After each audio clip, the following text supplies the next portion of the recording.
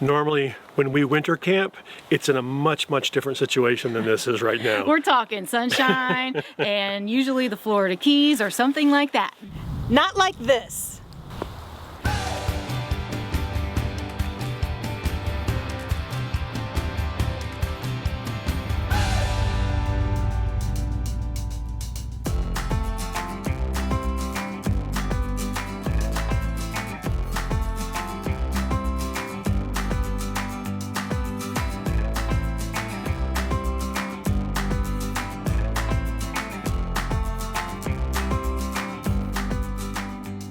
It's been a while since I've done one of those. I'm not in a hurry to do it again either. I didn't do it. I'm not gonna. He said somebody has to operate the drone. That's true. I'll do it from inside. We wanted to take this opportunity where we're obviously camping in very cold conditions to share some tips with you. That's right. And we're gonna take this inside because it's warm in there and we've been able to keep it toasty warm. We're gonna tell you how we've handled this situation. Let's go inside. Let's do it.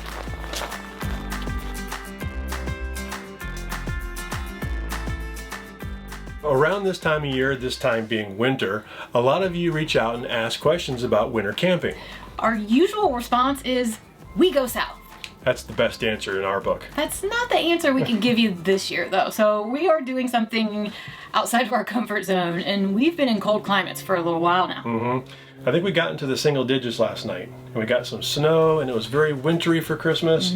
We don't like it, but we learned a lot. And I also reached out to our good friend Todd, who is a master certified RVIA technician. He's a trainer in the NRVTA, the National RV Training Academy.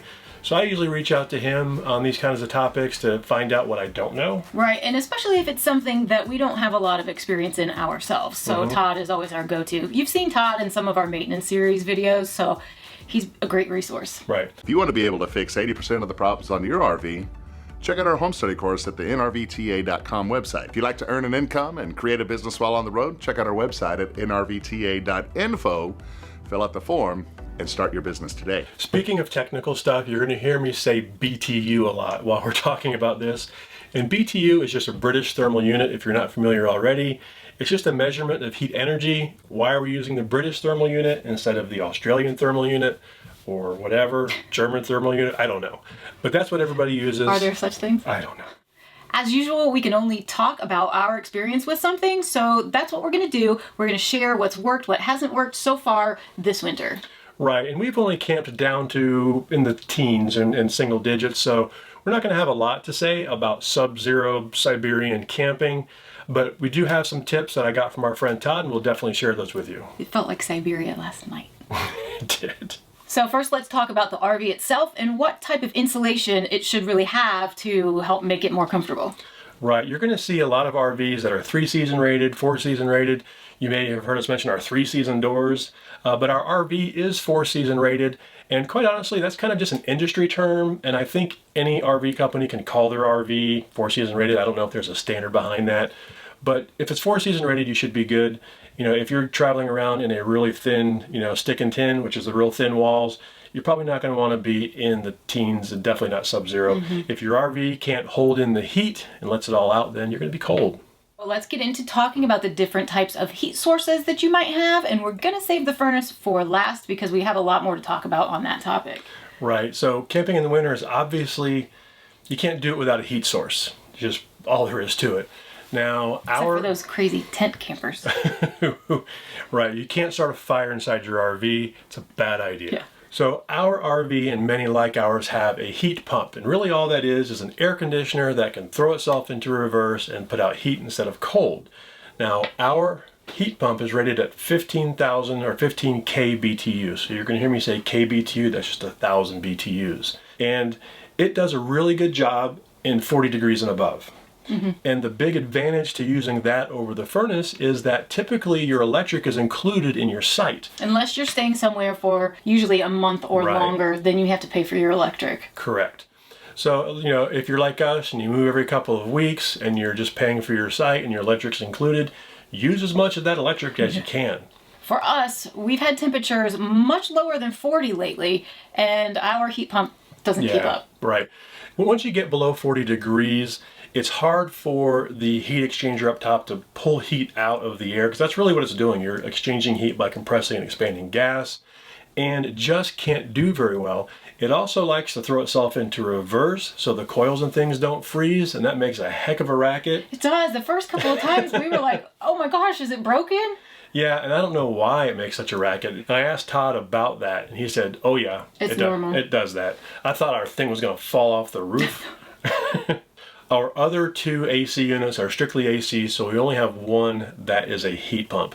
Now, I don't know if, I've never really seen RVs with heat pumps in all 3, but that might be an advantage if you have that option. It also doesn't heat the basement, which can be a priority when it's as cold as it is outside. Yeah, and that kind of falls in line with that kind of 40 threshold.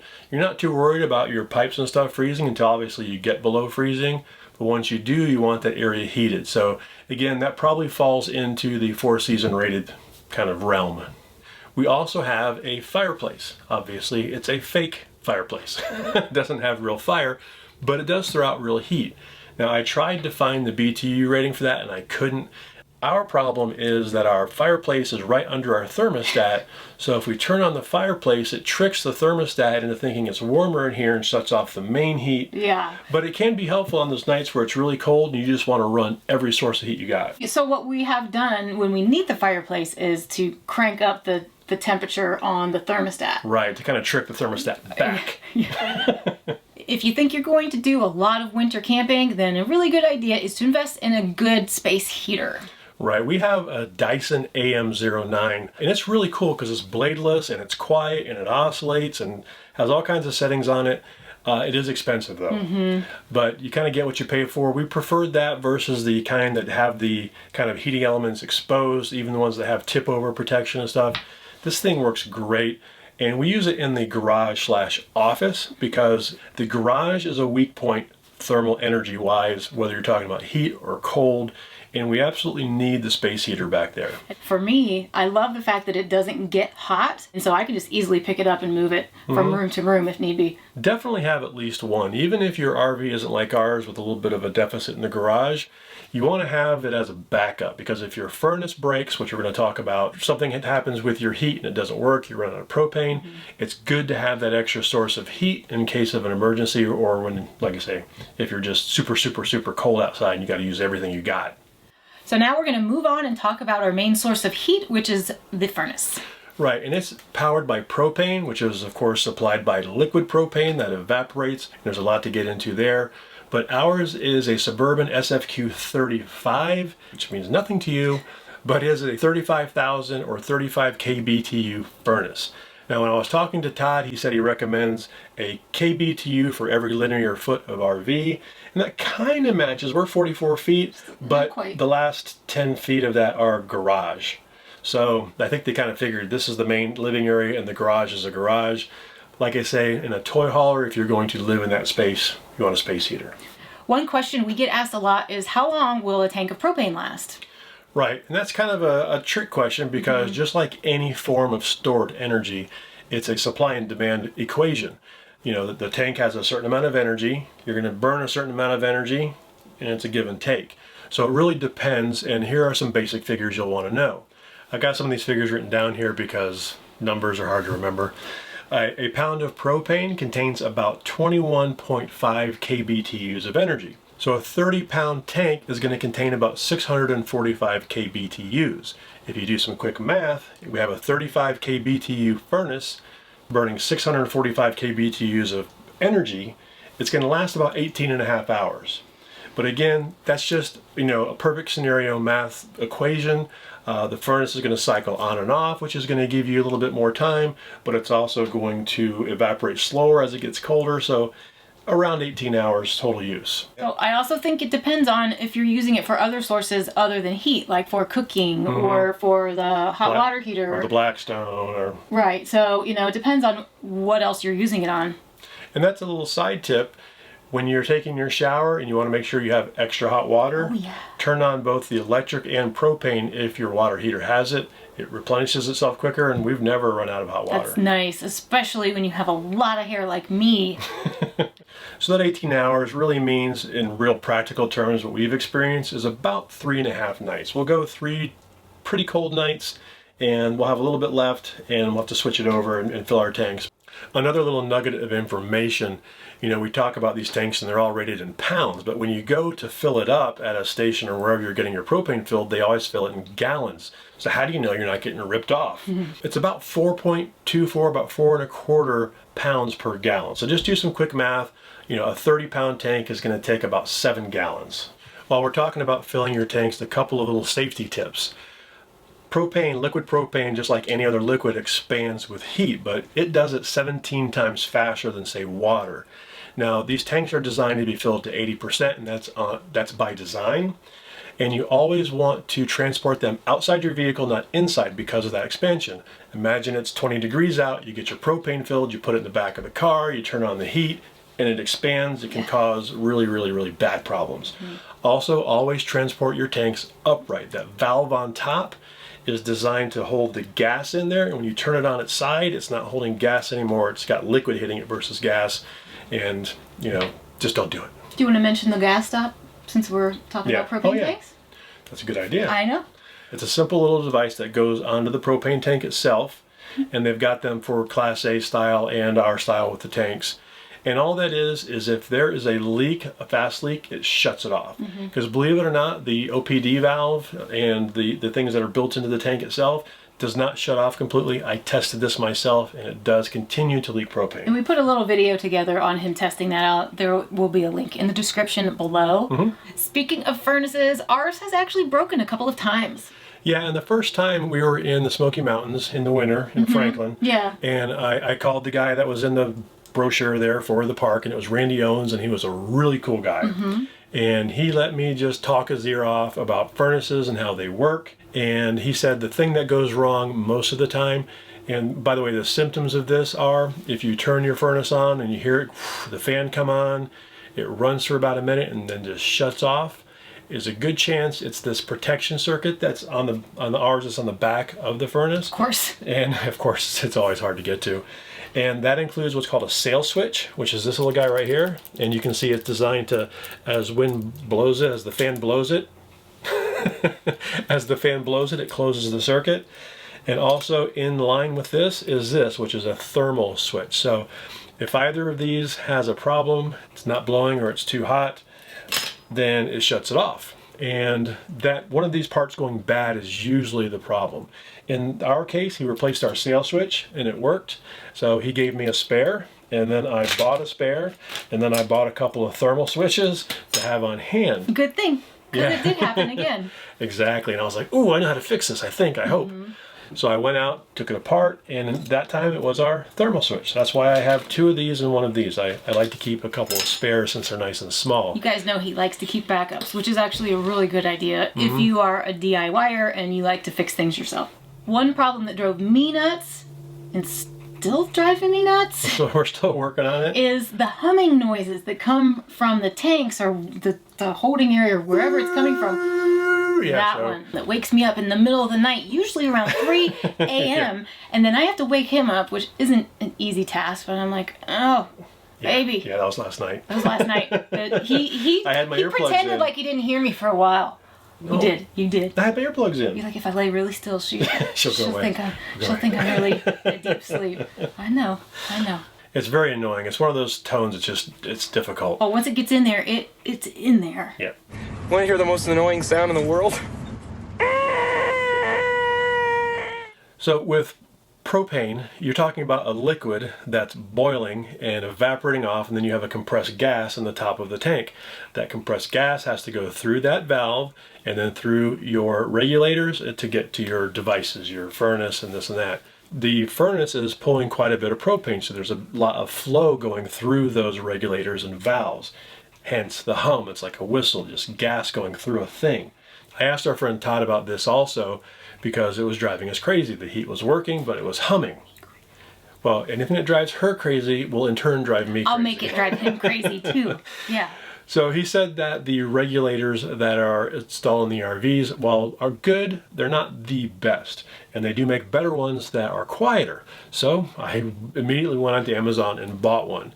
And I replaced our automatic switchover, which is on the driver's side and connects both tanks to the system. I replaced that, and that noise went away. I know that was making noise because I went out there and I could hear it. Now, as soon as we replaced that one and that noise was gone, we could hear the other side. That regulator was also making noise. So I replaced that one. And those are both now quiet. However, now the tanks are making noise. And that is kind of a thing also. And they will make more noise the lower the propane gets. And we were on our last round of propane last night for this tank, so it was making more noise. So the best thing you can do is have a full tank, replace the regulators. Now, I don't know if there are better tanks out there. Maybe they make some quiet tanks. I don't know. Well, ours is also positioned right underneath our heads where we sleep. So I think that's another reason why we can hear it so clearly. Another thing about the furnace is it's ducted to heat our underbelly.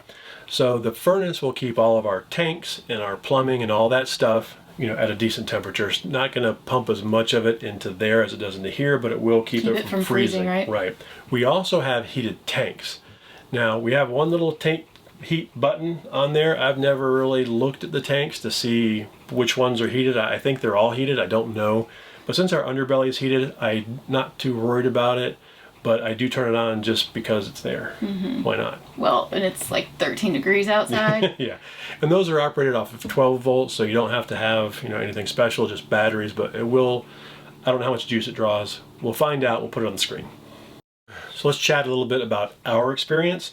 This winter has been the most winter camping we've ever done. We've done it off and on over the years, but this year we've had a little more exposure to it, which is over it. Which is why we're making this video. I'm over it. The way our thermostat is set up, it runs both the heat pump electric and the furnace propane. But what it's designed to do is if the heat pump is running and it can't keep up, and I think it's a 4-degree difference in the set temperature versus the actual measured temperature inside, it'll kick the furnace on also. It's actually 5. Is it 5? It might be 5. I think it's 5. It could be. 4 or 5. It's around there. 4.5. Let's go with 4.5. We found it best if you know the temperature is going to go below 40s, into the 30s, 20s, and so on. Just switch it over, because what happens is you'll have it set to say 68, and it's got to go all the way down now to 63 before it kicks on. So it's got to get super freaking cold, and then the furnace kicks on and it catches it up, and then they both shut off, and then the whole cycle starts again. Additionally, the heat pump not only is it not efficient and doesn't run well under 40 or 30 degrees, it can actually be a detriment. When it gets really, really cold and it just can't get the heat from outside, it's just going to make the air colder. Our experience has been to just switch them over manually. Don't rely on that automatic switch over to the furnace. There are some things that you can do to help prevent your hoses from freezing. One of the things we see a lot is the heated hose. And those things are freaking expensive. Those are not cheap. They're like $150, $180. Now, we don't have one because we don't want to incentivize winter camping. Yeah. They're big, they're heavy. A much simpler solution if you're only going to be camping in that winter climate temporarily is to just disconnect your hoses from both sides, let them drain, maybe even wrap them up and bring inside if you want. We don't. We left them out there. But we'll hook the water up during the day, we'll run normal water, and then if it's going to freeze at night, we disconnect everything, we make sure we have water in our tanks, and we just go in like boondocking mode. Use the water pump. Since all of our tanks are heated and everything is inside, we do recommend you close your gates if you're like us and you keep your gray tank open. When we do keep our gray tank open, we put a P-trap in the hose. So that means there's water in that P-trap. You want to make sure you drain that. We do not keep our black tanks open. No. Don't do that. No. We do have a water management video that we'll link below if you're interested in a little more details on water management. But when it comes to freezing temperatures, talk with the park you're camped in. Sometimes they'll want you to just disconnect. Sometimes they'll try to sell you a heated hose. Sometimes they'll want to know that you're going to hook up a heated hose so that they can insulate the hose bib. So it really depends on where you are. We find it simplest just to disconnect and use our internal water sources. Yeah, so, just pay attention to what the temperature is going to get down to and go from there. You'll find that when you're RVing, you're watching the weather much more closely. You're watching wind speeds and temperatures to know when to bring your awnings in and unhook your hoses. If you have a toy hauler like we do, the garage is its own separate area, and we have some tips on some things that you can do to make it more comfortable. Yeah, it's not really designed to be lived in, unfortunately. It's designed to be a garage. You're supposed to haul toys in there, then get them out. But a lot of you, like us, use it as some sort of living space, working space. Bedroom for some. Bedroom for some. And you'll even see online the different R values for the garage. And the good thing is it is insulated. It's not like a lot of toy haulers where there's just no insulation at all. So Grand Design did a really good job insulating that better than just your normal toy haul. So right here, we're looking at the heated and enclosed underbelly. By enclosed, we mean this corrugated plastic. That's the first layer of defense against any road debris or rodents getting up in there. Our Momentum toy hauler is one of the first toy haulers in the industry to have an insulated garage. We have an R45 value in our garage. And we did that by rearranging the gas tanks and coming up with some innovative ways of doing that. For example, just last night, we forgot to check and make sure that the Dyson heater was on before we went to bed, because we like to turn it on and shut the door and keep the office nice and toasty. So when I get up in the morning, I'm not complaining that it's 60 degrees in there.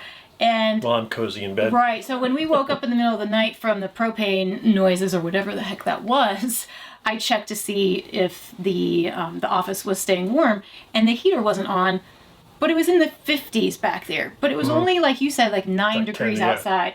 It is pretty well insulated for a garage, but Yeah. you do need help in there. Now, our furnace does vent into the garage, but only over in the corner underneath the bathroom door. There's a small little slit there. That's the only thing heating that garage. Throughout the main Yeah. living area of our RV, the vents are all along the floor, and it's nice. It makes the bathroom floor all toasty Oh, yeah. warm and stuff. I like that. It's kind of like having those fancy heated floors like they have in some of those classes. Yeah. But there are a couple of things that you can do to help improve the situation back there. One is if you know it's going to be really, really cold, close the ramp door. We like to keep our patio down most of the time, and we can open up the curtains. That works out really well, but when it gets below 30s into the 20s, we got to close the ramp, because then we got that whole door. We do that when it gets really, really hot outside too. This is true, yeah. If it's getting into the 90s or 100s, we close that up. It keeps the cool in just like it keeps the cool out, hot in. Something like that. Yeah. Yeah. You know what he means. Yeah. I actually have a couple of tips that I don't see that you have in our notes. Well, I know, but you gotta hold on a minute. This is, you don't even know what I'm gonna, you stay there, don't look. no, it's a surprise. It is, it's a surprise. Should I close my eyes? Oh, I'll close my eyes. yeah. You can close your eyes. If you're like me, Can I open them yet? yeah. Okay. If you're like me, just get a onesie. But what I really went back there to find was the Reflectix, and they're under the bed, and I didn't. I got have some in time. the garage right here. Yeah. I actually do put this on when I'm really cold. She's got her onesie. No. So this can help. I find this helps more with heat than it does with cold, but it is insulating. You know, it's basically a bubble wrap. It's called Reflectix. Reflectix. It comes in rolls. You just cut it to a size just slightly bigger than like your window. It doesn't take anything fancy. You just jam it in there. For those areas of your windows that have screens, you pull the screen out, you jam it in there, you put the screen back on. Also, during our recent visit to the Elkhart area and working with Grand Design in Lippert, we did get the newer 3-season doors installed. We had the old style with the plastic and Velcro, and obviously that little plastic does not have a lot of thermal Well, insulation yeah, properties. and the Velcro would, bunch up, and there's Oh, yeah. like little gaps where cold air can get in. After we got ours, they started putting in the new 3-season doors that are all glass, and they're awesome. I think they make a little bit of an improvement, and they're definitely nicer. This is perfect that you have this on, because we're going to talk a little bit about some tips when you're camping in sub-zero temperatures. I feel like a giant baby. Propane will evaporate and boil at 43 degrees negative Fahrenheit. So at 44 degrees, propane stays a liquid, period. If you're going to camp in below 44 degrees negative, your propane's not going to work.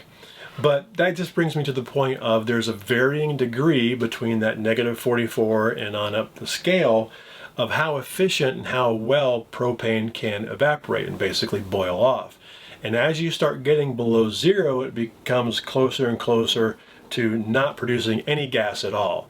So what happens is if you reach a point where your furnace is trying to pull more propane than can possibly boil off due to physics at that level, your furnace just shuts off and you are screwed. I'm still trying to imagine why anybody would want to do that. Well, some people do camp in extreme temperatures. Now, the way to mitigate that are some tank warmers. You can buy some 12-volt little things that wrap around them. Todd mentioned maybe just wrapping them in a blanket and keeping what heat is there in. There are a couple of things you can do, but if you're gonna camp below zero, be prepared for that. Have some plan in place, do some research and figure out, what you can do to mitigate that. Sometimes people have those really large propane tanks if they're going to be stationary in the winter for a while. Yeah, even here we've seen that when you're gonna be in winter camping for a long time. Like I said, those 30-pound tanks last about 3 nights. So we're getting propane probably every week, and that just becomes old. Now, we're in a park where I could just set the propane out by the end of the road, and a magical propane ferry comes. I mean, hallelujah, because that's a kind of a rarity, you guys. Usually you have to load them up in the truck and go find a place to get them filled up. So you may pay a premium price to get that filled, but I think it's worth it.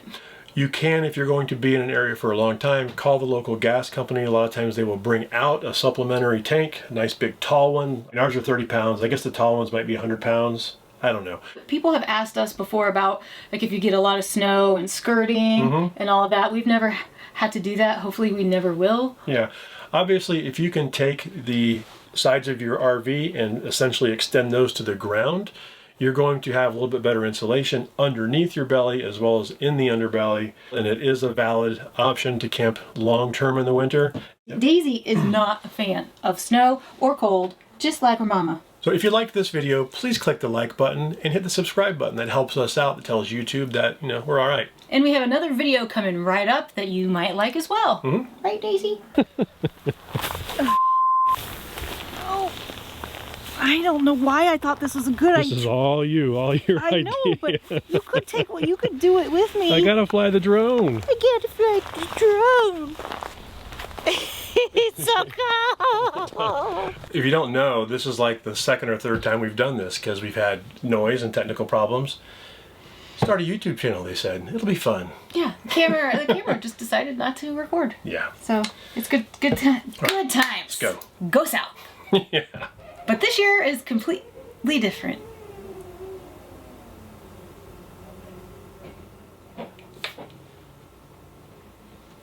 I mean, the site next to us has been empty for days, and when you know it, as soon as we get the camera out and hit record, we have somebody backing into the site next to us. Wait, hold on. Oh. Just lay down, Daisy. Nothing's going on. I know. Mommy's stressed, she says. I feel it. Mommy's stressed. Start all over. Okay. Okay. And for those of you that don't know, really, an Amber Alert? You just can't make this Make it up. You can't make it up. Now we gotta silence all of our phones and watches. I mean, Right. I don't like seeing Amber Alerts, though. No. I gotta read this. You can read it. A pound of protein. Protein. A pound of protein. God dang it. Okay. So if that's something you're interested in, look into it. Go online. That's awesome. You did great. God, the snow, it's blowing, it's blowing, it's blowing. You ready? Yeah.